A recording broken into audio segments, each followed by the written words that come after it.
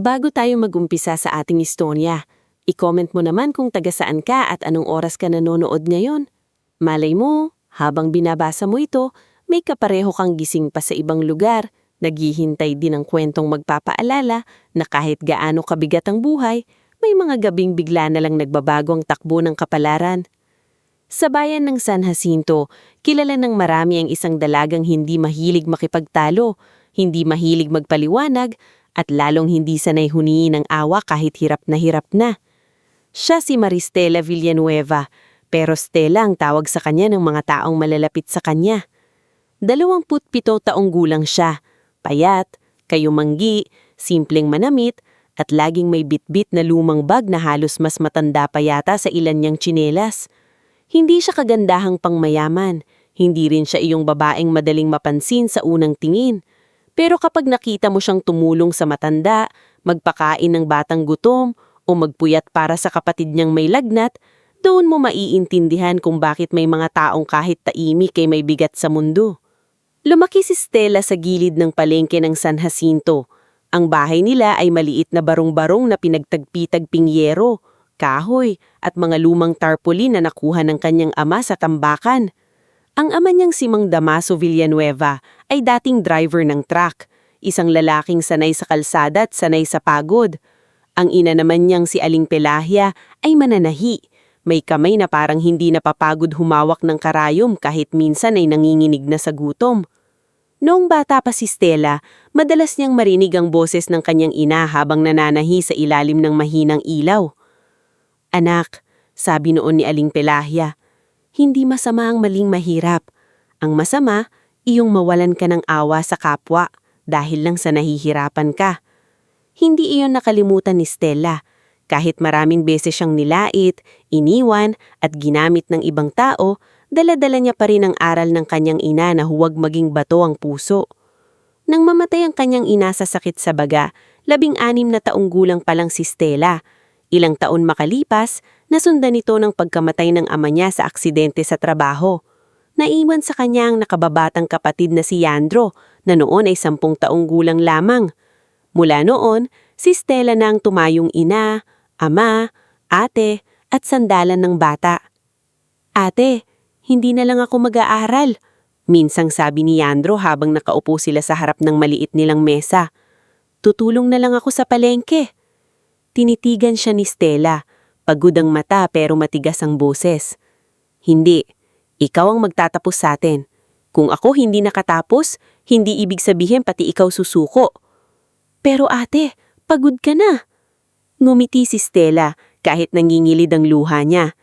"Pagod lang ito, Yandro. Hindi ito pagkatalo." Ngulit hindi lahat ng tao sa buhay ni Stella ay marunong umunawa. Ang tiyahin niyang si Bedelia, kapatid ng kanyang ama, ay laging may salitang parang kutsilyong kinakalawang pero masakit pa ring tumama. Kasama nito ang anak niyang si Cresilda, isang babaeng mahilig magpanggap na mataas ang narating kahit ang taning puhunan lang sa buhay ay ang panlalait sa kapwa. "Masyado kang nagpapakahirap diyan sa kapatid mo," sabi ni Tiang Bedelia isang hapon habang nasa harap sila ng palengke. "Kung ako sa'yo, ipaampun mo na lang yan. Wala kang ang sariling buhay, may inaalagaan ka pang palamunin." Napahinto si Stella sa pagbuhat ng palangganang puno ng damit na lalabhan niya para sa kapitbahay. "Hindi palamunin si Yandro, Tiang. Kapatid ko siya." Tumawa si Cresilda habang inaayos ang pekeng gintong bracelet niya. "Kapatid niya, pero ikaw ang nauubos. Tingnan mo sarili mo, Stella. Para kang matandang dalaga kahit bata ka pa. Wala kang diploma, wala kang asawa, wala kang pera. Ano bang meron ka?" Sandaling natahimik si Stella. Gusto niyang sagutin. Gusto niyang sabihing meron siyang dignidad, meron siyang pangarap, meron siyang pagmamahal na hindi mabibili ng pera. Pero pinili niyang manahimik. Dahil sa San Jacinto, natutunan niyang ang mga taong walang balak makinig ay hindi dapat pag-aksayahan ng paliwanag. Araw-araw, umiikot ang buhay ni Stella sa trabaho. Sa umaga, tagalinis siya sa maliit na klinik ni Doktora Sabina Laksamana, isang babaeng istriktang ulot mabuti ang puso. Nililinis ni Stella ang sahig, nagpapalit ng kurtina, naghuhugas ng gamit, at minsan ay umaalalay sa mga matatandang pasyente. "Stella, kumain ka na ba?" Tanong ni Doktora Sabina isang tanghali nang makita nitong nanghihina ang dalaga habang nagpupunas ng mesa. "Opo, Dok," mabilis na sagot ni Stella. Tinaasan siya ng kilay ng doktora. "Kape at pandesal na hati pa sa dalawa, pagkain ba iyon?" Ngumiti ng mahina si Stella. "Sanay na po ako. Hindi dapat sinasanayan ng gutom," sabi ni Doktora Sabina saka inabot sa kanya ang isang lalagyanan ng kanin at ginisang gulay. "Kainin mo, huwag kang magmatigas. Hindi ka makina." Hindi sumagot si Stella, pero tahimik niyang tinanggap ang pagkain. Sa loob-loob niya, may kirot. Dahil minsan, mas mahirap tanggapin ang kabutihan kaysa insulto. Lalo na kung sanay kang laging ikaw ang nagbibigay. Pagkatapos sa klinik, dumidiretso siya sa karinderya ni Aling Nemya Dapitan. Doon siya naguhugas ng plato, naghihiwa ng gulay at tumutulong magsara ng tindahan kapag gabi na. Si Aling Nemya naman ay bunganera pero may lambot sa puso. "Stella, huwag mong pabayaan sarili mo," madalas nitong sabi. "Hindi porke mabait ka kailangan mong akuin lahat ng bigat ng mundo." "Hindi ko naman po inaako lahat, Aling Nemya." "Sus, hiha! Yung mukha mo palang parang pasan mo pati utang ng Pilipinas." Napapatawa na lang si Stella. Pero sa likod ng tawa, totoo ang bigat. May utang silang iniwan ng ama niya kay Ruperto Galang, isang lending collector na may makapal na liig, matalim na mata, at boses na parang laging may panakot. Hindi naman kalakihan ng inutang noon, pero dahil sa patong, tubo at kung ano-anong singil, halos hindi na matapos-tapos. Isang gabi, nadatnan ni Stella si Ruperto sa tapat ng bahay nila. Nakaupo ito sa monoblock chair na parang siya ang may-ari ng lugar, habang si Yandro ay tahimik na nakatayo sa may pinto. "Magandang gabi, Stella," sabi ni Ruperto, nakangisi.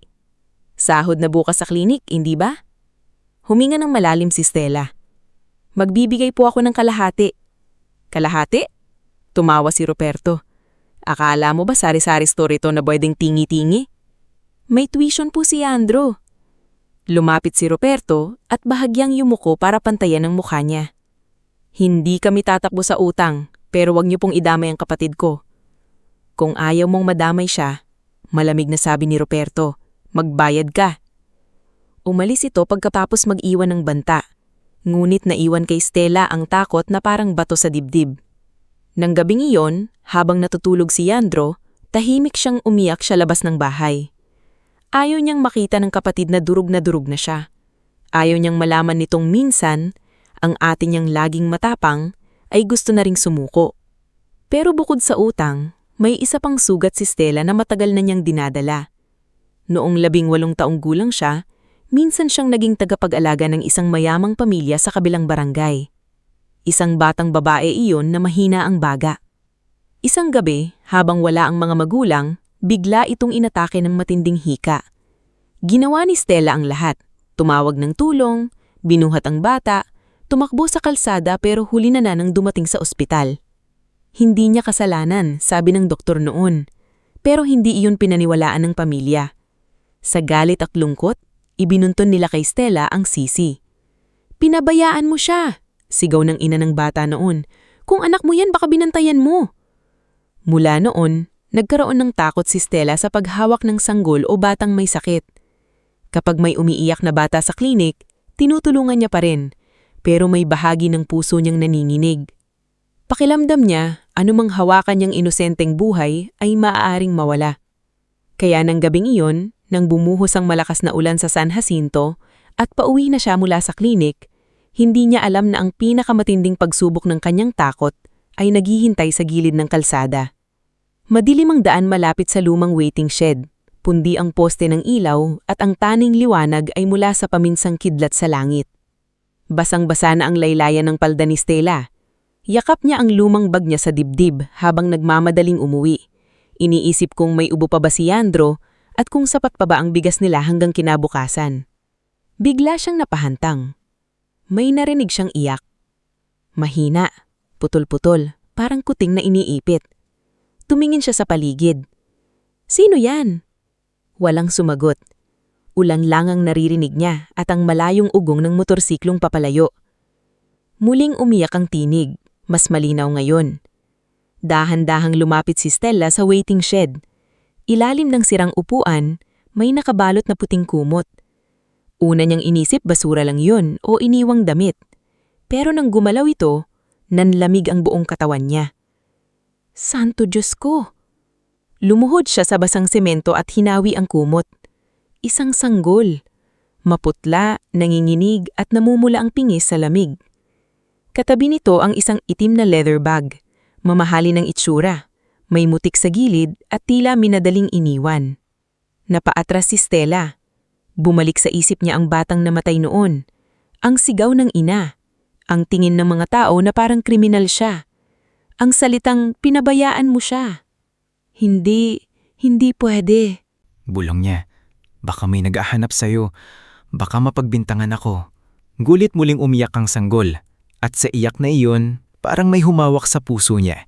Hindi na niya nakita ang takot. Ang nakita niya ay isang buhay na malamig, gutom at nag-iisa. Kinuha niya ang sanggol at miyakap sa dibdib. Tahan na baby. Hindi kita iiwan. Nanginginig ang kamay niya habang binubuksan ng leather bag. Hinahanap niya kung may bote ng gatas, lampin, kahit anong palatandaan kung sino ang may-ari ng bata. Ngunit nang bumukas ang bag, napahinto siya. Sa loob nito ay makakapal na bundle ng pera. Hindi lang isang supot, hindi lang ilang sobre, kundi salansan-salansang perang maayos na nakabalot. May mga dokumento rin, isang lumang family photo at maliit na papel na nakatupi sa gilid. Kinuha ni Stella ang papel. Halos mabitawan niya ito nang mabasa ang nakasulat. Iligtas mo siya. Huwag mong ibigay kahit kanino hanggat hindi mo nalalaman kung sino ang tunay na kalaban. Nanuyo ang lalamunan ni Stella. Napatingin siya sa sanggol, pagkatapos sa bag, pagkatapos sa madilim na kalsada. Sa unang pagkakataon sa mahabang panahon, naramdaman niyang hindi lang siya pulubi sa sariling kapalaran. May isang buhay na ipinagkatiwala sa kanya. May lihim na mas malaki pa kaysa sa kahirapan niya. At sa gabing iyon, sa gitna ng ulan, sa tabi ng waiting shed na amoy putik at takot. Hindi pa alam ni Stella na ang sanggol na hawak niya ang magbubukas ng katotohanang magpapayanig sa pinakamayayamang pamilya ng San Jacinto. Ang alam lang niya, may batang iniwan. At siya, na buong buhay ay sanay maiwan, ang unang taong hindi tumalikod. Bago tayo magpatuloy sa ating istorya, i-comment mo muna kung taga saan ka at anong oras ka nanonood ngayon. Dahil sa mga ganitong oras, may mga taong tahimik na lumalaban sa buhay at minsan sa pinakadilim na gabi, doon dumarating ang pangyayaring magpapabago sa lahat. Basang-basa si Stella habang yakap ang sanggol sa dibdib at pasan sa kabilang kamay ang itim na leather bag na nakita niya sa tabi nito. Hindi niya alam kung alin ang mas mabigat, ang batang naminginig sa lamig, ang bag na puno ng perang hindi niya kayang bilangin sa isang tingin, o ang takot na unti-unting gumagapang sa kanyang likod habang iniisip niya ang nakasulat sa maliit na papel. Iligtas mo siya. Huwag mong ibigay kahit kanino hanggat hindi mo nalalaman kung sino ang tunay na kalaban. Paulit-ulit iyong bumabangon sa isip niya habang naglalakad sa palayo sa lumang waiting shed. Sa bawat kidlat na gumuguhit sa langit, napapalingon siya. Pakiramdam niya ay may mga matang nakasunod sa kanya mula sa dilim. Naisip niyang tumakbo sa police station, pero bago pa niya maitawid ang ideyang iyon, naalala niya isang dokumento na nakita sa loob ng bag. Sa unang sulyap, may pangalan doon na pamilyar sa kanya. Colonel Abner Monteclaro. Si Colonel Abner ay kilalang hepe ng lokal na task force sa San Jacinto. Madalas itong nasa telebisyon, nakangiti sa tabi ng mga opisyal, nagbibigay ng pahayag tungkol sa kaayusan at seguridad. Ngunit sa palengke, ibang kwento ang maririnig. May mga driver na biglang nawawala kapag kumontra sa proyekto ng mayayaman. May mga vendor na pinapalayas kahit kumpleto ang papeles. May mga nanay na umiiyak dahil dinampot daw ang anak nila sa maling paratang. Walang direktang ebidensya, pero laging nababanggit ang pangalan ni Colonel Abner sa mga bulungan. Napayakap ng mahigpit si Stella sa sanggol. Hindi kita dadalhin doon, bulong niya habang nanginginig ang labi. Hindi muna. Hanggat hindi ko alam kung sino ang pwedeng pagkatiwalaan. Ang iyak ng sanggol ay mahina na, pero mabigat sa dibdib pakinggan. May bahid ito ng gutom at lamig. Agad na naisip ni Stella si Doktora Savina. Kung may taong alam niyang hindi agad maghuhusga, iyon ang doktora. Hindi ito madaldal, hindi ito madaling masindak, at higit sa lahat, hindi ito nabibili ng pera. Kaya sa halip na umuwi, nagmadali siyang pabalik sa maliit na klinik sa may kanto ng Mabini Street. Sarado na ang klinik, pero alam ni Stella na minsan ay natutulog si Doktora Savina sa maliit na kwarto sa likod kapag may pasyenteng kailamang bantayan kinabukasan. Kumatok siya ng 3 beses, mahina muna, pagkatapos ay mas malakas nang maramdaman niyang nanlalambot na ang sanggol. "Dok! Doktora Savina!" Sigaw niya, pigilang iyak. "Ako po ito, si Stella. Buksan niyo po." Ilang saglit pa, bumukas ang lawag sa loob. Lumitaw si Doktora Savina na nakasuot ng abong cardigan, salamin sa mata at halatang bagong gising. "Stella, Diyos ko, anong nangyari sa'yo?" Napatingin ito sa sanggol na yakap. "Kanino ang bata?" "Hindi ko po alam. Nakita ko po sa waiting shed. Iniwan po siya. Nilalamig na po siya, Dok." Hindi na nagtanong pa si Doktora Savina. Binuksan nito ng tuluyan ng pinto at pinapasok siya. "Ilagay mo siya sa examination bed. Bilisan mo. Kumuha ka ng tuyong tuwalya sa cabinet." Agad kumilos si Stella. Sanay siyang maglinis sa klinik kaya alam niya kung saan nakalagay ang gamit. Habang pinapalitan nila ng tuyong kumot ang sanggol, napansin ni Doktora Savina ang kalidad ng tela na nakabalot dito. "Mamahalin ito," mahinang sabi ng doktora. "Hindi basta nabibili sa palengke." "Dok," nanginginig na tinuro ni Stella ang bracelet sa maliit na pulso ng sanggol. May nakalagay pong letra. Inangat ni Doktora Savina ang kamay ng bata at tinignan ang maliit na gintong bracelet. May nakaukit doon na 2 letra, A-V. A-V, basa ng doktora. "Initials?" "May bag din po." Napatingin si Stella sa itim na leather bag na inilapag niya sa gilid ng mesa. "Anong laman?" Hindi agad nakasagot si Stella. Tumingin muna siya sa pinto, pagkatapos sa bintana, na para bang may makakarinig kahit malakas pa rin ang ulan. "Pera po, Dok. Marami. Sobra." Kumunot ang noon ni Doktora Savina. "Gaano karami?" "Hindi ko po nabilang, pero parang milyon." Nagtagal ang katahimikan sa loob niyang klinik. Tanging mahinang paghinga ng sanggol at tunog ng ulan sa bubong ang maririnig. Lumapit si Doktora Savina sa bag. Binuksan nito ng kaunti at agad ding isinara. "Stella," seryosong sabi nito, "hindi ordinaryong pag-iiwan nito. Delikado ito." "Natatakot po ako." "Natatakot ka datat, pero hindi ibig sabihing iiwan natin ng bata." Huminga ng malalim ang doktora. "May gatas ako rito, pang-emergency. Painumin muna natin siya. Pagkatapos, aalamin natin ang susunod na hakbang." Habang pinapainom ni Stella ang sanggol gamit ang maliit na bote, tumingin sa kanya si Doktora Savina. "May pangalan ba sa kahit anong gamit?" "Wala po, pero may borda sa kumot. Letter L." "Kung ganon, tawagin muna natin siyang Liora," sabi ng doktora, "hanggang malaman natin ang totoo." "Liora," inulit ni Stella, at sa unang pagkakataon mula nang nakita niya ang sanggol, may kakaibang lambot na dumaan sa puso niya. Parang sa simpleng pagbibigay ng pangalan, hindi na ito bastang batang iniwan sa kalsada. Isa na itong buhay na may mukha, may init, may hawak sa kanyang kapalaran. Ngunit hindi pa man sumisikat ang araw, nagsimula na ang unang alon ng problema. Nang bandang 5:00 ng umaga, dumating si Milo Enero sakay ng kanyang tricycle. Si Milo ay madalas nagsusundo kay Doktora Savina kapag may emergency. Tahimik siyang lalaki, moreno, mahaba ang pilik mata at may matang laging nagmamasid bago magsalita. Dating criminology student si Milo, pero tumigil siya nang ma-stroke ang kanyang ama. Mula noon, nag-tricycle na siya para buhayin ang pamilya.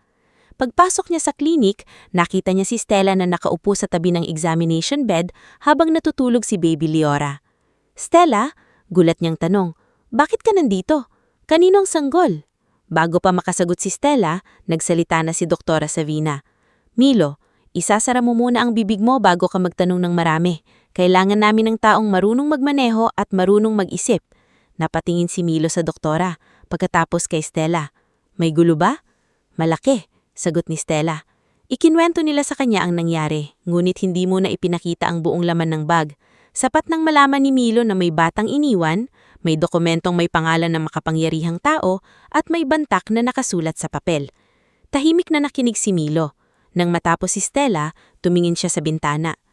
May nakita akong motorsiklo kagabi malapit sa waiting shed. Itim, walang plaka sa likod. Akala ko may nasiraan lang. Nang lamig ang nabik ni Stella. May tao? 2, nakakapote. Hindi ko nakita ang muka. Hinahanap nila siya. Bulong ni Stella. Posible, sabi ni Milo.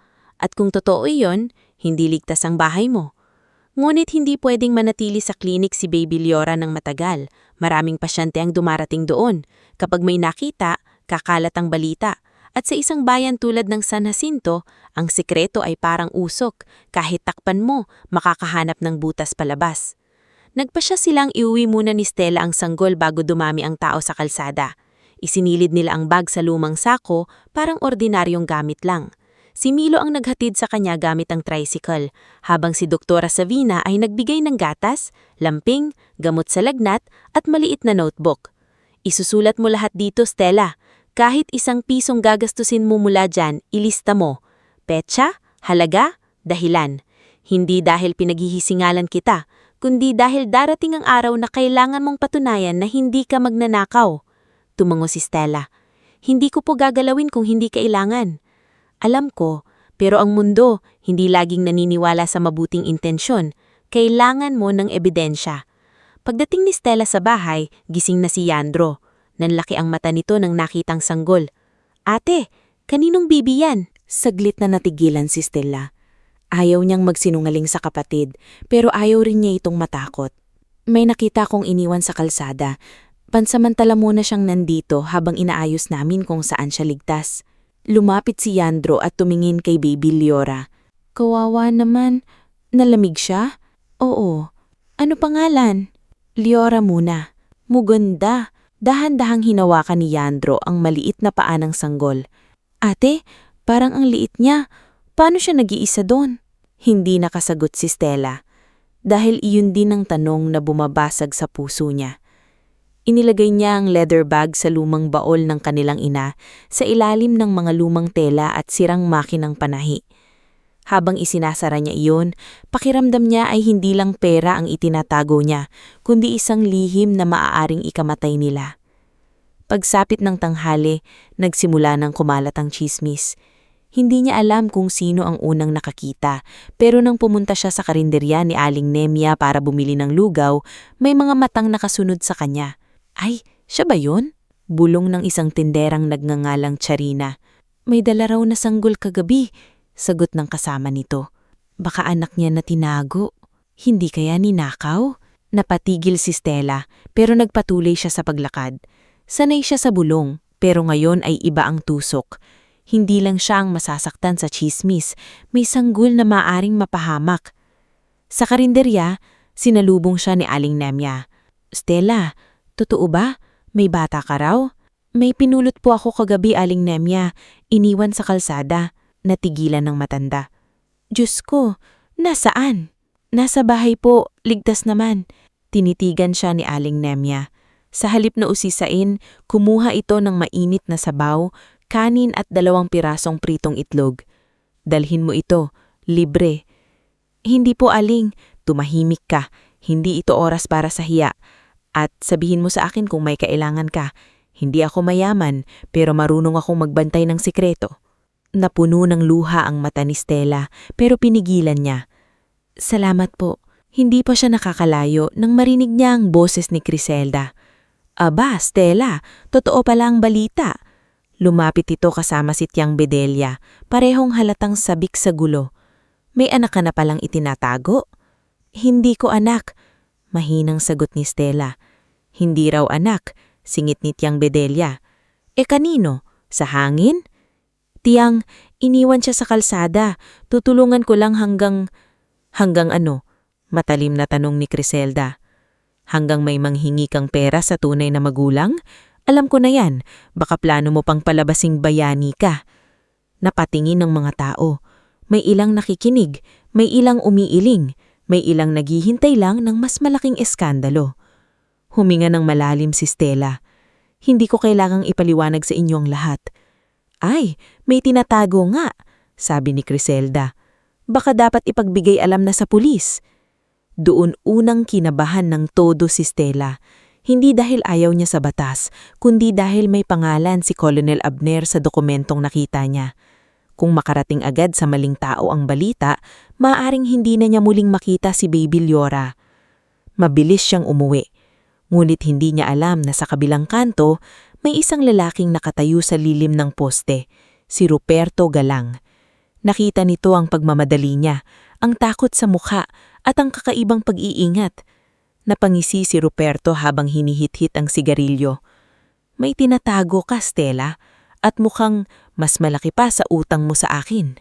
Kinagabihan habang tahimik na natutulog si Baby Liora sa maliit na duyang na ginawa ni Yandro mula sa lumang kumutan, binuksan muli ni Stella ang bag. Kasama niya si Milo na pumasok sa likod ng bahay para hindi makita ng kapitbahay at si Doktora Savina na nagdala ng flashlight. Isa-isa nilang tinignan ang dokumento. May mga kopya ng bank papers, titulo ng lupa, lumang parataw, at newspaper clipping tungkol sa isang mayamang pamilya, ang Altaverde. Nakita ni Stella ang pangalan ni Don Celestino Altaverde, isang kilalang negosyanteng minsan nang tumulong sa mga magsasaka sa San Jacinto. Katabi nito sa larawan ang isang magandang babae, Leonora Altaverde Santillan. Katabi ni Leonora, isang lalaking may maamong mukha, Crispin Santillan. Leonora, basa ni Doktora Savina sa clipping, ito yung anak ni Don Celestino na namatay daw sa aksidente nung nakaraang buwan. May asawa siya, si Crispin, pero ayon sa balita, nawawala rin matapos ang aksidente.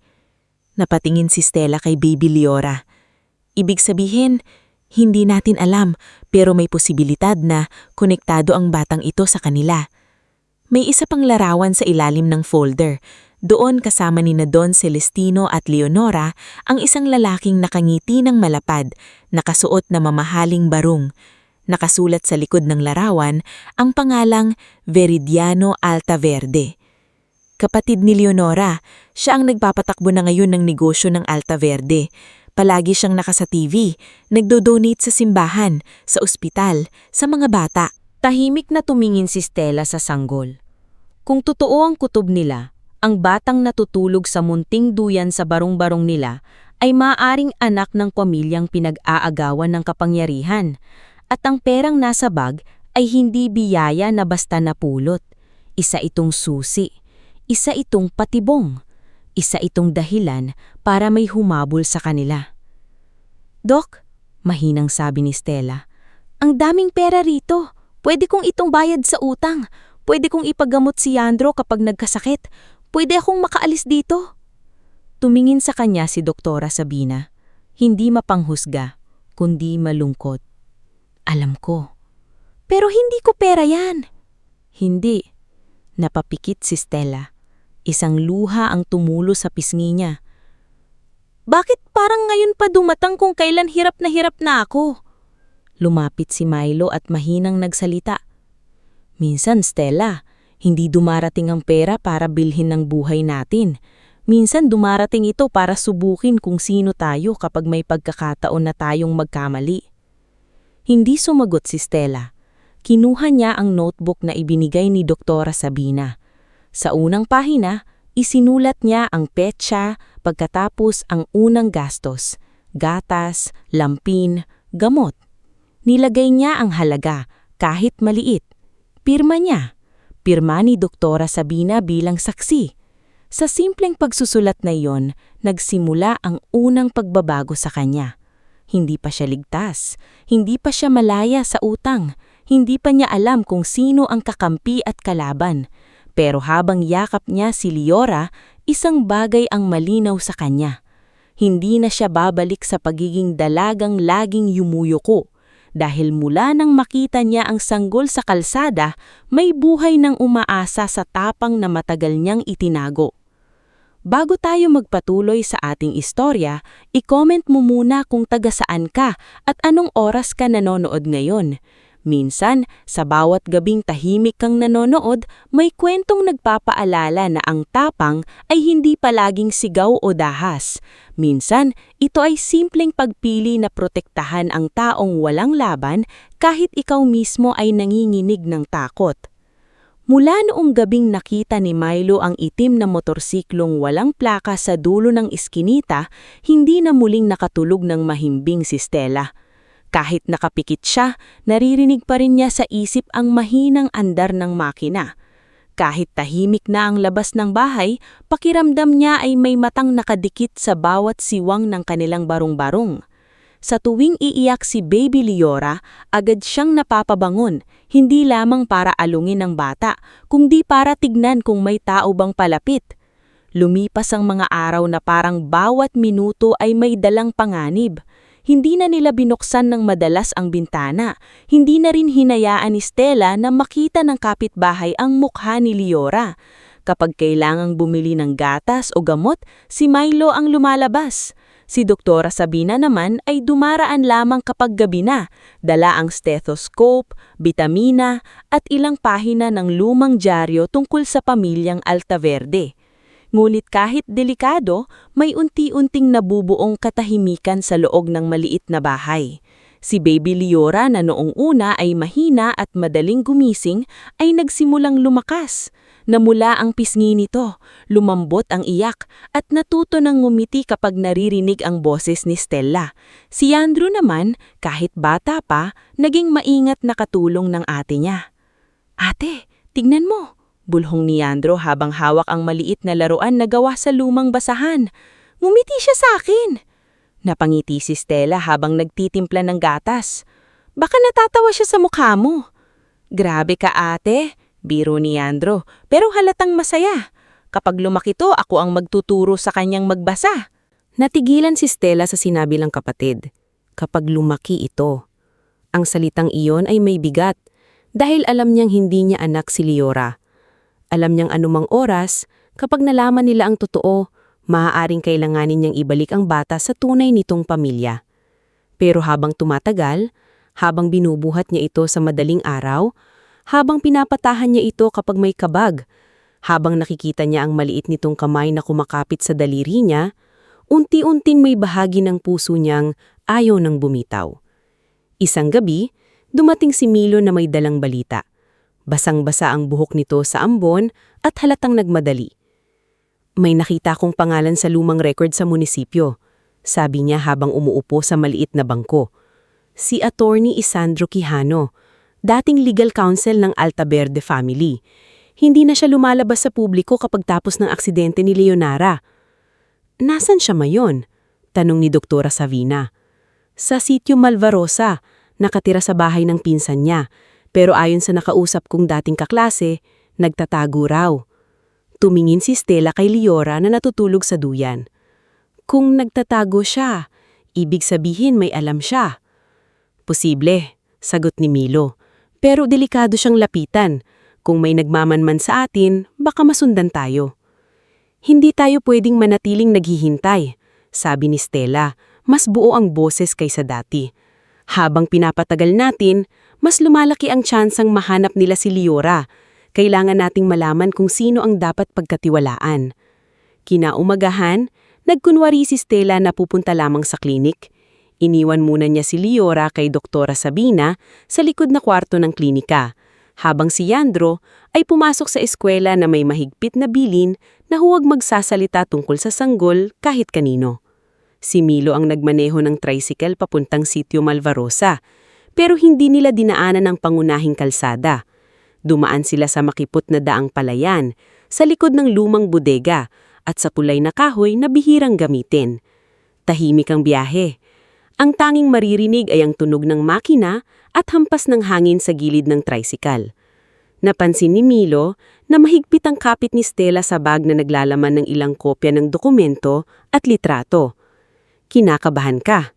tanong niya. "Oo," sagot ni Stella. "Pero mas kinakabahan ako kapag wala akong ginagawa." Sandaling ngumiti si Milo. "Iba ka na kaysa nung una kitang nakita sa palengke." "Hindi naman." "Iba na, ulit nito. Noon, kapag may nanlalait sa'yo, yumuyuko ka. Ngayon, kahit takot ka, diretso ka pa rin tumingin." Napalingon si Stella sa malawak na palayan. "Siguro kasing may batang mas takot kaysa sa akin. Kapag siya ang naiisip ko, nakakalimutan kong matakot para sa sarili ko." Pagdating nila sa sitio Malvarosa, nakita nila ang maliit na bahay na napapaligiran ng puno ng santol at gumamela. Tahimik ang lugar, pero may kakaibang lungkot. Para bang ang bahay mismo ay sanay ng magtago. 3 beses kumatok si Milo. Walang sumagot. Nang kakatok pa sana siya, may boses mula sa loob. Kung sino man kayo, umalis na kayo. Wala akong pera, wala akong kaso, wala akong gustong pirmahan. Lumapit si Stella sa pinto. Attorney Isandro Quijano, hindi po kami kaaway. May dala po kaming litrato ni Leonara Altaverde. Biglang tumahimik sa loob. Makalipas ang ilang segundo, bumukas ng kaunti ang pinto. Lumitaw ang isang lalaking payat, maputla, at may puting buhok sa gilid ng ulo. Maayos ang tindig niya, pero halata sa mga mata ang matagal ng takot. "Sino kayo?" tanong nito. "Ako po si Stella Villanueva. Ito po si Milo Enero. May nakita kaming sanggol." Halos mabitawan ni Attorney Isandro ang hawak niyang baston. Sanggol? Hindi na nagsalita si Stella. Inilabas niya ang litrato, ang kopya ng sulat, at larawan ng bracelet na may nakaukit na AV. Nang makita noon ng abogado, naupo ito sa silya sa tabi ng pinto. Nanginginig ang kamay niyang kinuha ang larawan. Buhay ang bata. Diyos ko, buhay ang bata. "Alam niyo po kung sino siya?" tanong ni Milo. Tumingin si Attorney Isandro sa kanilang dalawa. "Pumasok kayo, pero bilisan natin. Kapag may sumunod sa inyo rito, pati ako hindi na makakaligtas." Sa loob ng bahay, amoy lumang papel at gamot. May mga kahon puno ng dokumento sa ilalim ng mesa. May nakasabit ding larawan ni Don Celestino Altaverde, mas bata pa sa litrato na nasa bag. Ang batang hawak ninyo, simula Attorney Isandro, ay anak ni Leonara Altaverde Santillan at Crispin Santillan. Ang pangalan dapat niya ay Leora Amadea Santillan. Napahawak si Stella sa dibdib. Leora! Hindi pala aksidente ang pangalang napili nila. Parang may kung anong invisible na kamay na nagdala sa kanila sa tamang tawag sa bata. Akala ng lahat patay si Leonara, sabi ni Milo. Ganun ang pinakalat nila. Mapait na sagot ni Attorney Isandro. Pero ang totoo, tinangka siyang patayin. Nanlamig si Stella. Sino? Matagal bago sumagot ang abogado. Ang sariling kapatid niya, si Veridiano Altaverde. Tahimik na bumigat ang paligid. Sa labas, naririnig ang huning ng manok at kaluskos ng dahon, pero sa loob ng bahay ay parang tumigil ang hangin. Pero lagi siyang nasa TV, sabi ni Stella. Tumutulong siya sa mahihirap, nagdodonate siya sa simbahan. Ganyan ang pinakamadaling isuot na mukha ng masasamang tao, sagot ni Attorney Isandro. Kabutihan sa harap ng kamera, kasakiman sa likod ng saradong pinto. Isa-isang ibinunyag ni Attorney Isandro ang kasaysayan ng pamilyang Altaverde. Si Don Celestino Altaverde ay yumaman sa lupa, transportasyon at agrikultura, ngunit kilala siyang may malasakit sa mga magsasaka. Noong nabubuhay pa siya, maraming lupain ang pinagamit niya sa mga mahihirap na pamilya sa mababang renta. Nang magkasakit siya, si Leonara ang gustong magpatuloy ng ganitong prinsipyo. Si Veridiano naman, ang nakababatang kapatid, ay matagal nang gustong ibenta ang mga lupain sa dayuhang kumpanya para gawing industrial estate. Tinutulan ni Leonara, sabi ng abogado. May hawak siyang ebidensya ng illegal land conversion, peking pirma at lagayan sa ilang opisyal. Kasama roon ang pangalan ni Colonel Abner Monteclaro. Kumuyom ang kamay ni Stella. Tama pala ang takot niya. Kung dinala niya agad si Leora sa lokal na pulis, baka naibigay niya ang bata sa mismong mga taong dapat nitong takbuhan. At ang pera? Tanong ni Milo. Yung nasa bag. Legal Defense Fund, sagot ni Attorney Isandro. Ipinahanda ni Leonara bago siya manganak, 100 milyon. Hindi iyan para sa luho, para i-secure ang bata, bayaran ng mga testigo at ilabas ang katotohanan kung may mangyari sa kanya. Bakit po naiwan sa kalsada si Leora? Mahinang tanong ni Stella. Napapikit si Attorney Isandro. Si Crispin ang huling nakatakas kasama ang bata. Siya ang asawa ni Leonara. Pinagbintangan siyang traidor, pero siya ang pinakamatapat sa lahat. Ayon sa huling mensahe sa akin, sugatan siya at hinahabol. Kailangan niyang ilayo ang bata. Sinabi niya, may nakita raw siyang babae sa ulan na tumulong sa matandang nadapa kahit wala namang nanonood. Naniga si Stella. Naalala niya ang gabing iyon bago niya matagpuan si Liora.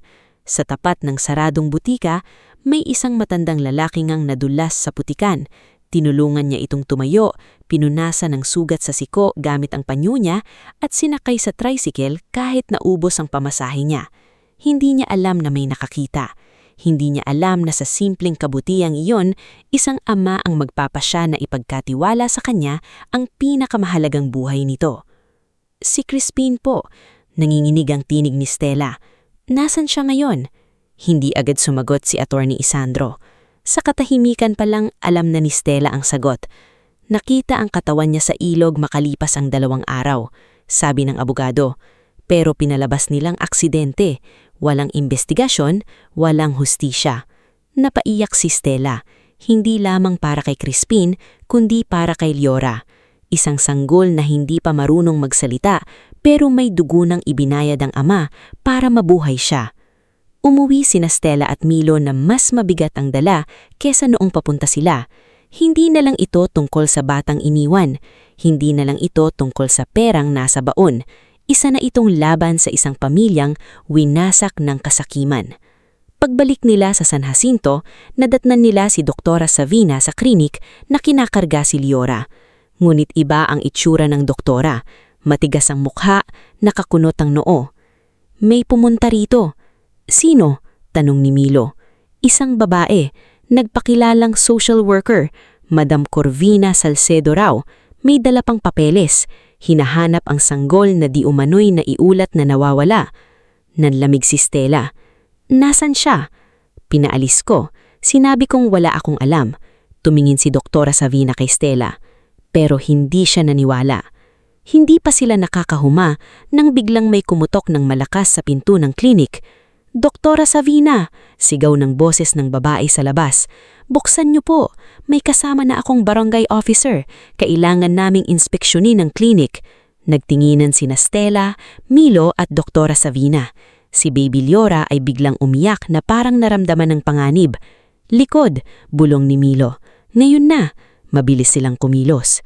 Kinuha ni Stella si Liora, binalot sa kumota habang si Doktora Savina ay nagbukas ng cabinet para kunin ang ilang gamit. Dumaan sila sa likurang pinto ng klinik palabas sa makitip na eskinita. Ngunit pagliko nila, may 2 lalaking nakatayo sa dulo, kapwa nakaitim na jacket. Isa sa kanila ang nakita ni Milo noong gabing nasa eskinita ang motorsiklo. Takbo, sabi ni Milo. Kumawala sila sa kabilang daan. Si Stella, habang buhat si Liora, halos hindi maramdaman ang bato sa paa niya. Ang iniisip lang niya ay huwag mabitawan ng bata. Mula sa likod, narinig niya ang sigaw ni Madam Corvina. Kunihin niyo ang bata! Sa kanto, biglang sumulpot si Mang Orex Balmes, ang matandang karpinterong nakatira malapit sa klinik. Dati itong sundalo, ngunit ngayon ay gumagawa na lang ng mesa, upuan at kabaong kapag may namamatay sa baryo. Hawak nito ang mahabang kahoy na tila baston. Dito, sigaw ni Mang Orex. Pinapasok niya sina Stella sa maliit na paggawaan niya. Nang tangkain ng isa sa mga lalaki na sumunod, hinarang siya ng matanda gamit ang kahoy. Matanda na ako, malamig na sabi ni Mang Orex, pero hindi pa ako bulag para hindi makakilala ng masasamang tao. Nagawang makatakas ni Stella sa likod ng paggawaan papunta sa tricycle ni Milo. Mabilis silang umalis, paikot sa sementeryo at palayan hanggang makarating sa lumang bodega ni Aling Nemia na hindi na ginagamit. Doon, sa madilim na loob ng bodega, napaupo si Stella sa sahig habang yakap si Baby Liora. Nanginginig ang buong katawan niya. Si Milo ay nagbabantay sa pinto. Si Doktora Savina naman ang nagdadala ng gamot, gatas at pagkain habang si Aling Nemia ay nagpapadala ng lutong ulam sa ilalim ng takip parang ordinaryong delivery lamang. Hindi ka na pwedeng lumabas ng basta-basta, sabi ni Milo habang inaayos niya ang kandado ng bodega. Napatingin si Stella kay Liora na natutulog sa lumang duyan. Paano si Yandro? Paano ang pag-aaral niya? Ako ang maghahatid at magsusunod. Hindi ka nag-iisa rito. Tahimik na napatingin si Stella sa kanya. Noon, sanay siyang lahat ay sariling buhat, pero mula nung dumating si Liora, natutunan niyang may mga laban na hindi dapat ipinapasan ng isang tao lamang. Hindi nagtagal, sa tulong ni Attorney Isandro Quijano at halos makuha si Baby Liora ng peking social worker na si Madam Corvina Salcedo, nagpasya silang hindi na sapat ang pagtatago. Kailangan nilang gawing legal ang bawat hakbang. Kailangan nilang ipakita na isang mahirap na dalaga tulad ni Stella ay hindi nagnakaw, hindi nagkidnap at lalong hindi ginamit ang bata para yumaman. Sa unang 3 buwan, halos sa lumang bodega muna tumira sina Stella, Yandro at Baby Liora.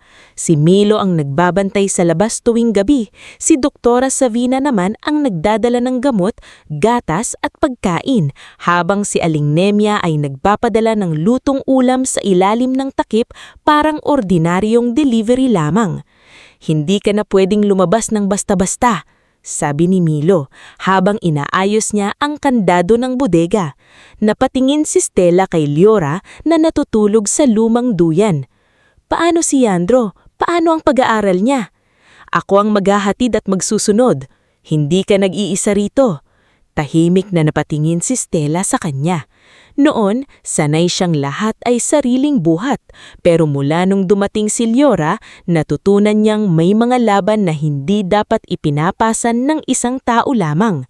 Hindi nagtagal, sa tulong ni Attorney Isandro Quijano at halos makuha si Baby Liora ng peking social worker na si Madam Corvina Salcedo, nagpasya silang hindi na sapat ang pagtatago.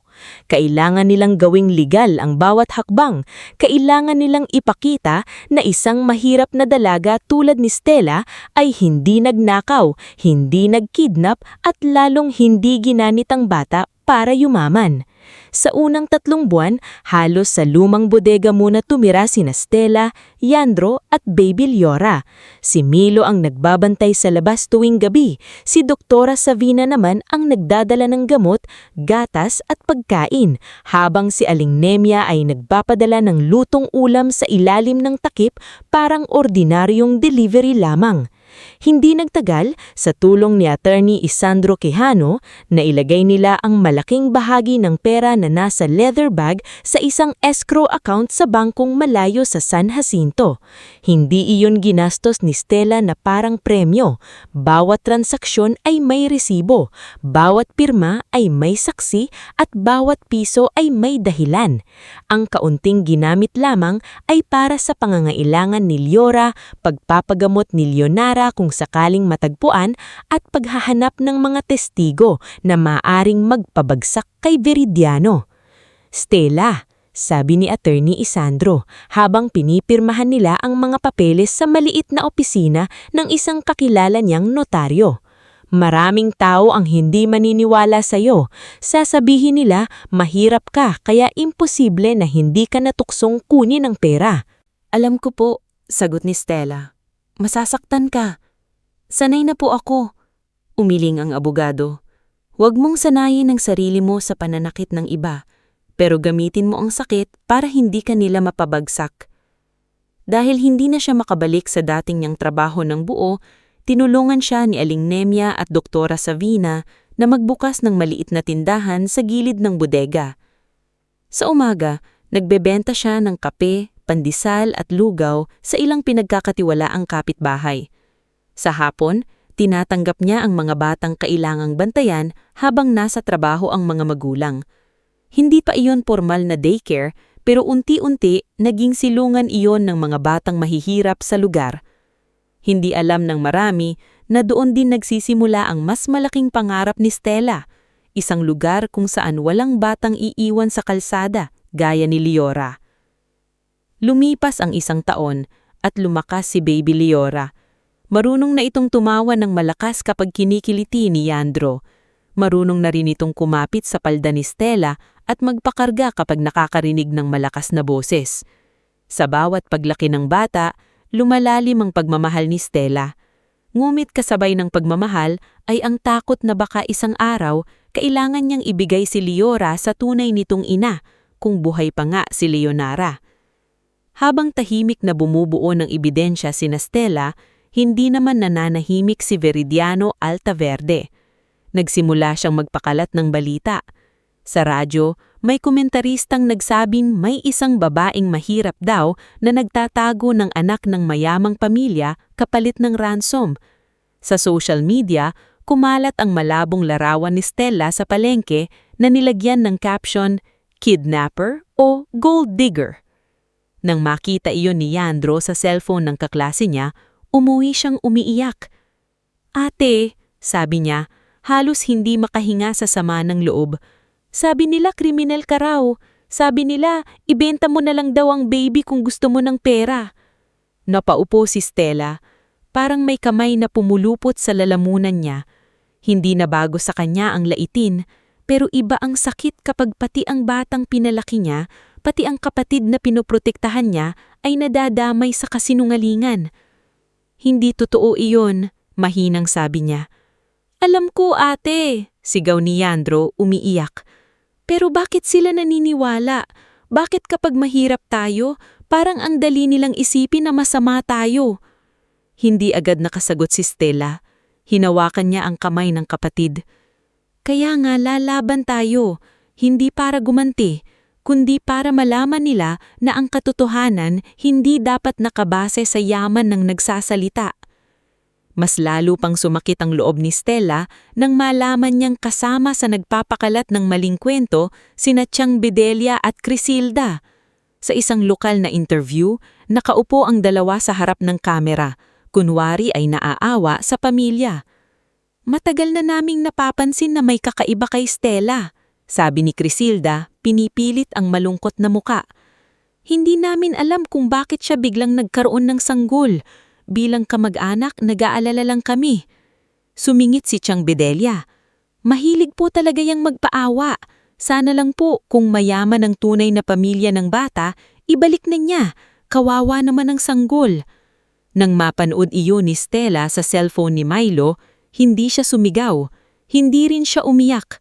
Tahimik lamang siyang tumayo, lumapit sa duyang ni Liora at inayos ang kumot ng bata. "Stella," mahinang tawag ni Doktora Savina. "Nasaktan ka, hindi ba?" "Opo, pero hindi ko na silang hahayaang gawing dahilan ng sakit ko para tumigil ako." Doon pumasok sa buhay nila si Raisa Mondragon, isang matapangang journalist mula Maynila na matagal nang sumusubaybay sa kaso ng Altaverde Land Deals. Hindi siya agad nagtiwala kay Stella. Hindi rin siya agad naniwala kay Attorney Isandro. Dumating siya sa bodega na may recorder, camera, at mga matang sanay mangilatis ng kasinungalingan. "Maristela Villanueva," sabi ni Raisa, diretso ang boses. "Kung totoo ang sinasabi mo, handa ka bang ilabas ang mukha mo sa publiko?" Nakabahan si Milo. Hindi pa ligtas. Ngunit itinaas ni Stella ang kamay upang pigilan siya. Tumingin siya kay Raisa. "Handa ako, pero hindi ko ilalabas ang mukha ni Liora hanggat hindi siya ligtas." "Bakit hindi mo ginamit ang pera para tumakas?" "Dahil hindi sa akin iyon." "Bakit hindi mo dinala sa pulis ang bata?" "Dahil nasa dokumento ang pangalan ni Colonel Abner. Kung mali ako, pananagutan ko. Pero kung tama ako, baka matay na si Liora ngayon kung dinala ko siya roon." Tumagal ang tingin ni Raisa sa kanya. Pagkatapos ay mahinang ibinaba ang recorder. "Hindi ka nagsasalita tulad ng taong gumagawa ng kwento." "Hindi po ako magaling gumawa ng kwento. Pero natuto akong mabuhay sa totoo, kahit masakit." Mula roon, isa-isang lumapit ang mga testigo. Hindi madali. Ang ilan ay kailangan pang puntahan sa malalayong barangay. Ang ilan ay ayaw magsalita hanggat hindi natitiyak ang proteksyon. Si Nicanor Belsa, dating driver ng Altaverde, ang unang nagbigay ng pahayag. Naninginig ang kamay niya habang hawak ang tasa ng kape sa tindahan ni Stella. "Ako ang nagmaneho ng sasakyan ni Leonara nung araw bago ang aksidente," sabi niya. Pero hindi aksidente iyon. Pinapalitan nila ang preno. Nakita ko. Nanahimik ako kasi tinakot nila ang anak ko. Sumunod si Amparo de Malanta, dating kasambahay sa mansyon ng Alta Verde. Dala niya ang lumang rosaryo at isang maliit na susi. Narinig ko si Sir Veridiano. Umiiyak niyang sabi. Sabi niya, kapag hindi tumigil si Ma'am Leonara, mawawala siya pati ang bata. Akala ko pagbabanta lang. Kinabukasan, nagkagulo na. Pinakahuling lumapit si Nurse Juvie Cardenete, ang nurse na tumulong kay Leonara nung manganak ito sa isang private facility. Matagal itong nagtago sa takot, ngunit nang makita niya sa balita ang paninira kay Stella, hindi na niya nakayanan ang konsensya. Buhay si Ma'am Leonara nung ilabas nila sa ospital, pahayag ni Juvie. Hindi siya patay, may gamot siyang pampatulog. May lalaking doktor na kasama si Veridiano. Hindi ko alam kung saan siya dinala pero may narinig akong lugar, ang lumang rest house sa Sitio Banaba. Nang marinig iyon ni Stella, parang huminto ang mundo. Buhay siya? Hindi ko sigurado ngayon, sabi ni Juvie nanginginig. Pero noong huli ko siyang makita, buhay siya. Ang balitang iyon ang nagdala sa kanila sa susunod na hakbang. Nag-file si Attorney Isandro ng urgent petition para sa protective custody ni Leora at para imbestigahan ang Alta Verde Estate. Nagkaroon ng preliminary hearing sa Provincial Hall at sa unang pagkakataon, humarap si Stella sa mga taong naka-Amerikana, mga abogado, reporter, pulis at mga taong matagal na siyang hinusgahan. Doon niya nakita si Veridiano Alta Verde ng malapitan. Matangkad ito, maayos manamit at may ngiting parang sanay mahalin ng kamera. Miss Villanueva, sabi ni Veridiano nang magtagpo sila sa hallway. Sayang, kung pera ang kailangan mo, sana lumapit ka na lang sa akin. Hindi mo na kailangang sirain ang pangalan ng pamilya ko. Tinignan siya ni Stella. Ramdam niya ang kaba pero hindi siya yumuko. Hindi ko sinisira ang pangalan niyo. Ibinabalik ko lang ang katotohanang itinago niyo. Sandaling nawala ang ngiti ni Veridiano. Mag-ingat ka. Ang mga taong tulad mo, madaling mawala sa ingay ng mundo.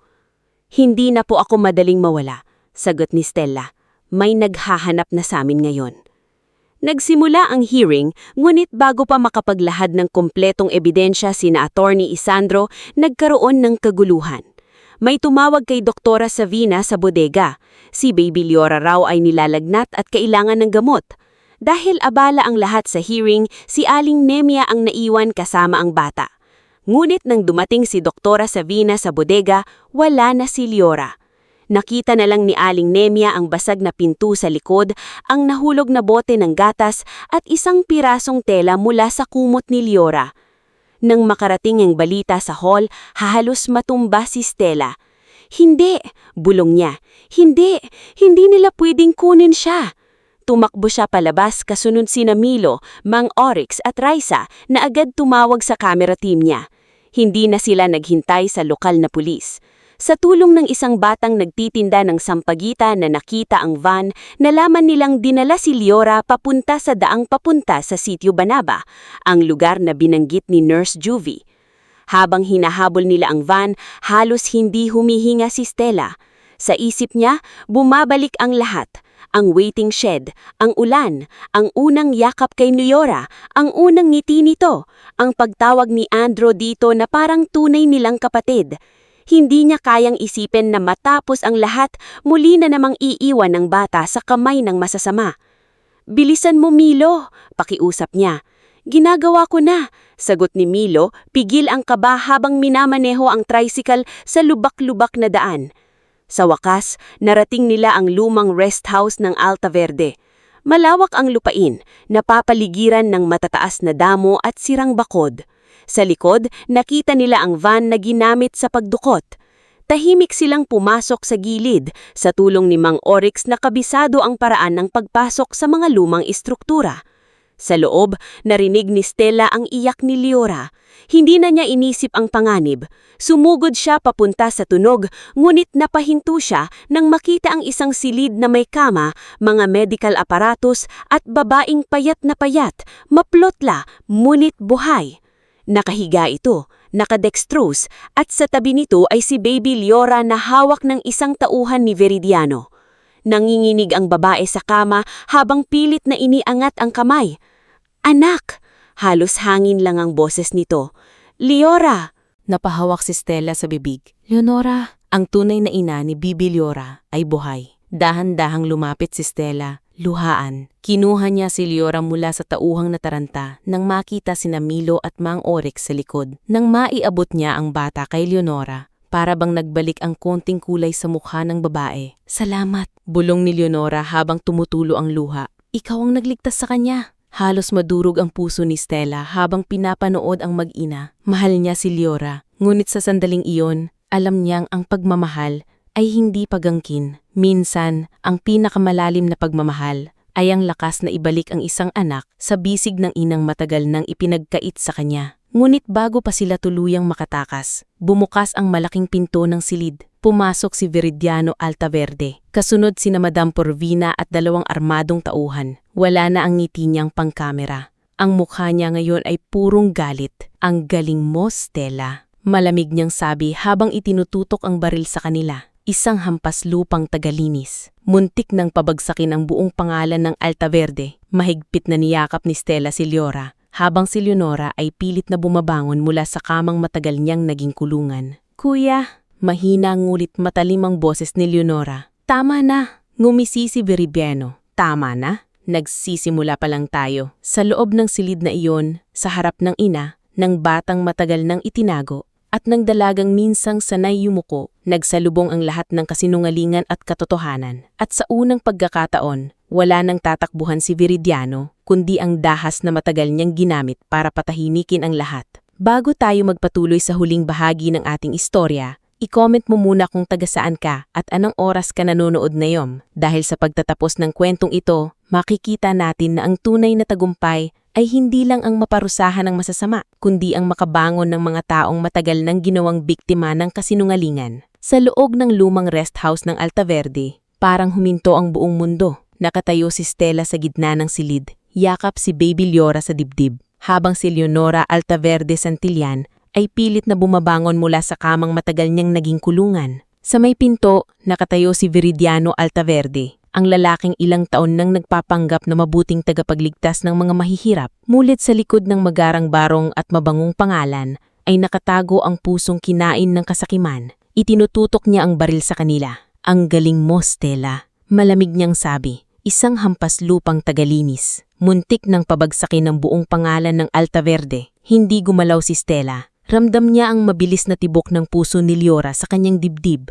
Nanginginig ang mga tuhod niya, pero hindi na siya ang dating babaeng basta yumuyuko kapag may mayamang nagtaas ng boses. "Hindi ako ang nagpabagsak sa pangalan niyo," sagot niya. Mababa ngunit malinaw ang tinig. Ikaw ang sumira sa pamilya mo. Ikaw ang nagtago kay Leonora. Ikaw ang nagpatay kay Crispin. Ikaw ang dahilan kung bakit lumaki ang batang ito bago pa siya matutong magsalita. Nagliwanag sa galit ang mga mata ni Veridiano. "Tumahimik ka." "Hindi na," sabi ni Stella. "Matagal nang maraming tumahimik dahil takot sa'yo. Si Nicanor, si Amparo, si Nurse Juvie, si Attorney Isandro, pati si Leonora pinatahimik mo sa sariling bahay ng pamilya niya. Pero tapos na yon." Sa gilid, nakatayo si Madam Corvina Salcedo, halatang hindi na sigurado kung dapat pa ba siyang manatili. Ang 2 tauhan ni Veridiano ay nagkatinginan. Tila nararamdaman nilang may mali na sa sitwasyon. Sa likod ni Stella, si Milo ay dahan-dahang gumagalaw papunta sa gilid ng silid. Tangan ang cellphone na tahimik niyang na-dial kay Reysa Mondragon. Hindi alam ni Veridiano na mula nang makapasok sila sa rest house,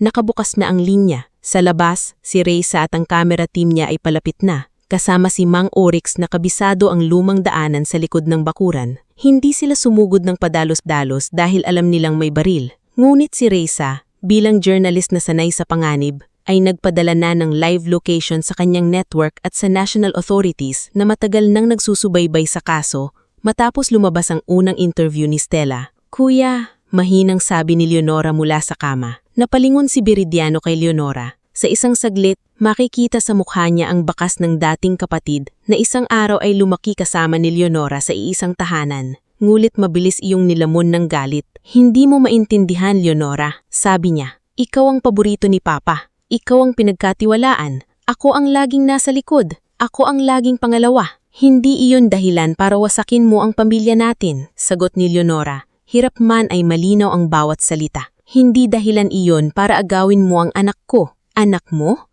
Tumawa si Viridiano. Tunog baliw sa tahimik na silid. Ang batang iyan ang magiging dahilan para mawala sa akin ang lahat. Wala na sa iyo ang lahat, sabi ni Stella. Kasi kahit nasa kamay mo ang pera, ang lupa, ang pangalan at ang mga pulis na binayaran mo, wala kang isang bagay na mayroon si Crispin nung iniwan niya si Leora sa akin. Pagmamahal. Sa pagbanggit sa pangalan ni Crispin, bahagyang nagbago ang mukha ni Viridiano. May takot, may inis, may alaala ng lalaking hindi niya nagawang pasunurin kahit sa huling sandali. Hindi mo siya kilala, mariing sabi niya. Hindi ko siya nakilala, sagot ni Stella. Pero nakita ko ang ginawa niya. Kahit sugatan, kahit hinahabol, pinili niyang mabuhay ang anak niya kaysa iligtas ang sarili niya. Iyon ang ama, hindi ang taong may apelyido lang. Biglang lumapit si Viridiano, mas mahigpit ang hawak sa baril. Agad humarang si Milo. Huwag kang lalapit, sabi ni Milo. Isa ka pa, singhal ni Viridiano. Tricycle driver na akala mo bayani ka. Hindi ako bayani, sagot ni Milo. Pero hindi rin ako duwag na nagtatago sa baril. Doon biglang narinig sa labas ang ingay ng sasakyan. Maraming sasakyan. Hindi sirena ng lokal na pulis ng San Jacinto, kundi tunog ng van at mobile unit mula sa National Enforcement Team. Napatingin si Viridiano sa bintana. Sa unang pagkakataon, nawala ang kumpiyansa sa mukha niya. Milo, mahinang bulong ni Stella. Tumanggo si Milo. Narinig nila lahat. Biglang pumasok sa bukas na bintana ang boses ni Raisa Mondragon mula sa loudspeaker ng camera crew. Viridiano Altaverde, naka-live recording ang usapan. Ibaba mo ang baril. Papalibutan na ng national authorities ang lugar. Napaatras si Madam Corvina. Sir Viridiano, hindi ito ang napag-usapan natin. Sinamaan siya ng tingin ni Viridiano. Tumahimik ka. Ngunit huli na. Ang dalawang tauhan niya ay bumitaw sa armas at nagtaas ng kamay nang makita nilang may mga ilaw na mula sa labas. Si Mang Oryx, kahit matanda, ay mabilis na nakapasok sa gilid at hinila palayo si Doktora Savina na sumunod pala sa kanila sa rest house kasama ang medical kit. Agad nitong nilapitan si Leonara. Mahina siya, sabi ni Doktora Savina. Kailangan siyang madala sa ospital. Hindi siya alis dito, sigaw ni Viridiano. Sa pagkataranta, hinablot niya si Leora mula kay Stella, ngulit mabilis na yumakap si Stella sa bata at iniharang ang sarili. Nagkaroon ng saglit na agawan, umiyak ng malakas si Leora. Hindi na nakapagpigil si Leonara. Kahit halos wala ng lakas, bumangon siya sa kama at sumigaw. Huwag mong hawakan ang anak ko! Ang sigaw na iyon, bagamat mahina ang katawan niya ay parang kumulog sa silid. Napaatras si Viridiano at sa sandaling iyon, sinugod siya ni Milo. Nagpambuno sila sa sahig. Pumutok ang baril, ngunit tumama ang bala sa kisame. Nagsigawan ng lahat. Niyakap ni Stella si Leora at yumuko sa tabi ng kama ni Leonara. Pumasok ang national officers sa silid. Sa tulong ni Milo at Mang Oryx, naagaw ang baril kay Viridiano. Pinadapa siya sa sahig at kinupahan. Si Madam Corvina ay nagtangkang tumakas sa likod, ngulit sinalubong siya ng dalawang babaeng officer. Sa labas naman, nahuri si Colonel Abner Monteclaro sa checkpoint matapos subukang harangin ng papasok na national team. Sa sasakyan niya, nakuha ang peking child welfare papers, cash na nakabalot sa brown envelope at ilang dokumentong naguugnay sa kanya sa illegal land deals ng Altaverde. Habang inaaresto si Viridiano, tinitigan niya si Stella na parang hindi pa rin matanggap na ang nagpatumba sa kanya ay hindi kapwa niya mayaman, hindi politiko, hindi armado, kundi isang dalagang minsan niyang tinawag na hampas lupa. Hindi ka mananalo, sabi niya habang hinihila palabas. Hindi marunong manalo ang mga taong tulad mo. Tumingin si Stella sa kanya, yakap si Leora na unti-unti nang tumatahan. Mali ka. Ang mga taong tulad ko, sanay matalo. Kaya kapag natutong lumaban, hindi na madaling pabagsakin. Dinala si Leonara sa ospital sa Maynila. Ilang linggo siya na masilang gamutan. Nang nagkamalay siya ng tuluyan, ang unang hinanap niya ay si Liora. Ang pangalawa ay si Stella. Sa loob ng private hospital room, tahimik na pumasok si Stella bitbit ang bata. Nakaupo si Leonara sa kama, payat pa rin ngunit may kulay na ang mukha. Nang makita niya si Liora, umiyak siya ng tahimik. Hindi iyon iyak ng kahinaan, kundi iyak ng inang matagal nang pinagkaitan ng karapatang yakapin ang sariling anak. "Halika anak," bulong ni Leonara. Dahan-dahang inabot ni Stella si Liora. Habang lumilipat ang bata sa bisig ng tunay nitong ina, parang may parte ng puso ni Stella na napunit. Ngulit ngumiti siya. Dahil alam niyang ito ang tama. Ang pagmamahal na natutunan niya kay Liora ay hindi iyong pagmamahal na nangaangkin. Ito ang pagmamahal na handang masaktan basta mailagay sa tama ang isang buhay. Napansin iyon ni Leonara. Hinawakan niya ang kamay ni Stella. "Huwag kang lalayo," sabi nito. Napatingin si Stella sa kanya. "Ma'am Leonara, anak niyo po siya. Kayo ang pamilya niya." "Ikaw rin," sagot ni Leonara. "Hindi mo siya ipinanganak, pero pinili mo siyang buhayin nung gabing pwede mo siyang iwan. Hindi iyon nabubura ng dugo o apelido." Napaluha si Stella. Sa likod niya, tahimik na nakatayo sina Doktora Savina, Milo, Yandro, Aling Nemya, Mang Oryx, Raisa at Attorney Isandro. Lahat sila ay saksi sa katotohanang ang pamilya ay hindi laging nagsisimula sa dugo. Minsan, nagsisimula ito sa isang gabing umuulan, sa isang batang iniwan, at sa isang taong nagpasyang huwag tumalikod. Sumunod ang mahabang paglilitis. Hindi ito madali. Maraming beses sinubukan ng kampo ni Viridiano na balingtarin ang kwento. Maraming beses ding pinilit siraan si Stella. Ngunit sa pagkakataong ito, hindi na siya nag-iisa. Nagsalita si Nicanor Gasa tungkol sa sabutaheng gilawa sa sasakyan ni Leonara. Nagpatotoo si Amparo Di Malanta sa mga pagbabanta ni Viridiano. Inilahad ni Nurse Juvie ang katotohanang buhay pa si Leonara nang ilabas sa ospital. Ipinakita ni Attorney Isandro ang bank records, titulo ng lupa, legal fund at mga pirmahang peke. Inilabas ni Raisa Mondragon ang recorded confession at live footage mula sa rest house. Sa huli, nahatulan sina Viridiano, Madam Corvina, Ruperto Galang at Colonel Abner sa magkakahiwalay na kasong kidnapping, attempted murder, corruption, falsification, illegal detention at conspiracy. Si Ruperto, na unay akala ay simpleng lending collector lamang, ay napatunayang ginagamit pala para manmanan ang mahihirap na maaaring makaalam sa mga lihim ng Altaverbe. Nang makita ni Stella si Ruperto sa korte, nakayuko na ito, wala na ang dating yabang. "Stella," mahinang sabi nito habang inilalabas siya ng mga officer, "patawarin mo ko." Matagal siyang tinitigan ni Stella. Naalala niya ang mga gabing tinakot nito si Yandro, ang mga panahong parang hindi siya makahinga sa utang. Ngunit hindi na siya ang babaeng bihag ng takot. "Bahala na ang batas sa'yo," sagot niya. "Ang patawad, hindi ko ibibigay para makalimutan mo ang ginawa mo. Ibibigay ko kapag hindi na ako nasasaktan na alalahanin yun." Sina Tiyang Bedelia at Crisilda naman ay napahiya nang lumabas na binayaran sila ng kampo ni Viridiano para siraan si Stella sa media. Dumating sila isang hapon sa maliit na tindahan ni Stella, parehong walang make-up, walang yabang, at tila lumiit sa hiya. "Stella," sabi ni Tiyang Bedelia, "nagkamali kami."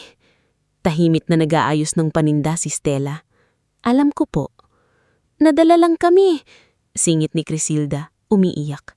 "Akala namin..." "Hindi kayo nadala," putol ni Stella. Hindi galit, ngunit matatag. "Pinili nyo. Pinili niyong saktan ako dahil may makukuha kayo." Napayuko si Crisilda. "Pero hindi ko kayo ipapakulong kung wala namang kasong isasampalaban sa inyo. Hindi dahil nakakalimutan ko, kundi dahil ayokong maging katulad ninyo na ginawang pagkain ng galit." Lumipas ang 3 taon. Ang San Jacinto ay hindi na tulad ng dati. Ang mga lupang muntik nung ibenta ni Viridiano ay naiipat sa maayos na community trust para sa mga magsasaka. Si Leonara naman, bagamat hindi na kasing lakas ng dati, ay bumalik sa pamamahala ng Altaverde Foundation. Ngunit hindi na siya katulad ng dating tagapagmana. Mas tahimik siya, mas maingat at mas marunong makinig sa mga taong minsang hindi napapansin ng mayayaman. Si Stella naman ay nag-aral ng social work sa tulong ni Leonara, ngulit hindi niya iniwan ng San Jacinto. Nakapagpatayo siya ng maliit ngulit matibay na bahay para kay Yandro na ngayon ay nasa kolehiyo na at kumukuha ng education dahil pangarap nitong maging guro. Si Doktora Savina naman ay nagbukas ng community clinic sa tabi ng dati nilang bodega at ang aling Nemya ang namamahala sa kusina kung saan libre ang lugaw para sa mga batang walang almusal. Ang perang 100,000,000 na minsang nakita ni Stella sa itim na leather bag sa tabi ng sanggol ay hindi naging personal niyang yaman. Sa tulong ni Leonara at Attorney Isandro, ginawa itong pondo para sa Leora House, isang tahanan para sa mga inabandonang sanggol, ulihang bata, at mga inang tumatakas sa pang-aabuso. Doon nakatira ang mga batang minsang iniwan, ngunit ngayon ay may kama, gatas, gamot, aklat, at mga taong tatawang sa kanila sa pangalan. Si Baby Leora naman, na ngayon ay 4 na taong gulang na, ay lumaki na may 2 inang tinitingala. Si Leonara ang ina niyang nagbigay buhay at lumaban para mabawi siya. Si Stella naman ang kanyang Nanay Tela, ang babaeng yumakap sa kanya nung gabing wala siyang pangalan sa mundo kundi iyak. Isang hapon, sa ika-4 na kaarawan ni Leora, nagtipon-tipon ng lahat sa bakuran ng Leora House. May banderitas na gawa ng mga bata, simpleng mesa ng pansit, tinapay, prutas at cake na may maliit na kandila kulay dilaw. Nandoon sina Leonara, Stella, Milo, Yandro, Aling Nemya, Mang Oryx, Laisa at Attorney Isandro. Sina Nicanor, Amparo, Nurse Juvie at marami pang pamilyang natulungan ng foundation. Tumakbo si Leora papunta kay Stella, hawak ang maliit na bulaklak na pinitik sa gilid ng bakuran. "Nanay Tela!" Sigaw niya. "Para sa'yo." Napaupo si Stella at tinanggap ang bulaklak. "Salamat anak." Lumapit si Leonora, nakangiti. "Alam mo, kapag tinatawag kanyang Nanay Tela, hindi na ako nasasaktan." Tumingin si Stella sa kanya. "Bakit po?" "Kasi, ibig sabihin, hindi na kulang ang anak ko. Sobra-sobra ang pagmamahal niya." Sa di kalayuan, pinapanood sila ni Milo. Hindi kailanman minadali ni Milo ang nararamdaman niya kay Stella. Sa loob ng 3 taon, nanatili siyang kaibigan, kakampi, at tahimik na sandalan. Ngulit ng gabing iyon, habang nagliligpit sila ng mga plato matapos ang handaan, lumapit siya kay Stella. "Pagod ka na naman," sabi niya. "Masaya akong pagod," sagot ni Stella. "Stella," maingat na sabi ni Milo, "hindi ko alam kung kailan ang tamang panahon. Pero gusto kong malaman mo na hindi lang dahil kay Leora o sa kaso kaya ako nanatili. Nandito ako dahil ikaw ang pinili kong samahan." Napatingin si Stella sa kanya. Hindi siya kinilig na parang dalagitang nasa panaginip. Sa halip, may tahimik na init na pumasok sa dibdib niya. Ang uri ng pagmamahal na hindi sumisigaw, hindi nangangagaw, hindi minamadali ang sugat. "Milo," sabi niya, "natatakot pa rin ako minsan. Alam ko, marami pa akong kailangang ayusin sa sarili ko." "Hindi kita hinihinging maging buo agad," sagot ni Milo. "Gusto ko lang maging kasama mo habang binubuo mo ulit ang sarili mo." Napangiti si Stella. Sa unang pagkakataon, hindi niya naramdaman na ang pagmamahal ay dagdag na bigat. Naramdaman niyang maaari rin pala itong maging pahinga. Bago matapos ang gabi, dinala ni Leonora kay Stella ang lumang itim na leather bag. Nalinis na ito, maayos na ang tahi, ngunit makikita pa rin ang ilang gasgas mula sa gabing iniwan ito sa tabi ng waiting shed. "Sa'yo na ito," sabi ni Leonora. Umiling si Stella. "Hindi po, sa pamilya niyo yan. Hindi na pera ang laman niyan ngayon." Binuksan ni Stella ang bag. Sa loob, wala nang bandal ng salapi. Wala nang dokumentong may bahid ng takot. Sa halip, puno ito ng mga sulat. Mga liham mula sa mga batang natulungan ng Leora House, mga nanay na nakatakas sa pananakit, mga magsasaka na nabawi ang lupa, at mga taong minsang nawala ng boses, ngunit muling natutong magsalita. Kinuha ni Stella ang isa. Sulat iyon ng isang batang lalaki na natagpuan noon sa terminal. "Salamat po dahil hindi niyo kami iniwan," nakasulat doon sa magulong letra. Doon tuluyang bumuhos ang luha ni Stella. Hindi dahil sa lungkot, kundi dahil sa bigat ng lahat ng pinagdaanan na sa wakas ay nagkaroon ng saysay. Naalala niya ang gabing umuulan, ang waiting shed, ang lamig ng katawan ni Leora, ang papel na nagsabing iligtas mo siya, ang perang akala niya noon ay sumpa, ngunit naging daan pala upang mailigtas ang mas marami pang buhay. Lumapit si Yandro at yumakap sa kanya. Sumulad si Leora, pagkatapos si Leonora. Si Doktora Savina ay nagkunwaring pinupunasan lang ang salamin pero halatang umiiyak. Si Aling Nemya ay sumisinghot habang sinasabing, "Nako, mausok lang dito, kahit wala namang usok." Si Mang Oryx ay tahimik na nakatingin sa langit, parang kinakausap ang mga taong hindi na nakarating sa araw na iyon. Si Crispin, si Don Celestino, at ang lahat ng nagbuwis ng tapang para makarating ang katotohanan sa liwanag. Sa huling bahagi ng handaan, tumayo si Stella sa harap ng mga bata ng Leora House. Hindi siya nakasuot na mamahaling damit. Simple pa rin siya. May hawak na bulaklak kay Leora at ang mukha ay may bakas ng pagod at kapayapaan. Si Stella, may panahon sa buhay ko na akala ko ang pinakamalaking pangarap ko ay magdaroon ng sapat na pera para hindi na tayo matakot sa bukas. Pero natutunan ko ang pera pala, kahit gaano kalaki, wala itong halaga kung hindi ito gagamitin para magligtas, maghilom, at balik ng dignidad sa taong inagawan nito. Tumingin si Stella kay Leora na nakaupo sa kalangkangan ni Leonora. Isang gabi, may nakita akong sanggol sa kalsada. Akala ko ako ang magliligtas sa kanya, pero ang totoo, siya ang nagligtas sa akin. Tinuruan niya akong hindi pala ako ipinanganak para laging maiwan. Ipinanganak din pala ako para maging tahanan ng mga taong kailangang mailigtas. Tahimik ang lahat. Pagkatapos, nagsimulang pumalakpak ang mga bata. Sumunod ang matatanda. Hindi iyon palakpak para sa yaman, hindi para sa sikat na pangalan, hindi para sa dramatikong tagumpay.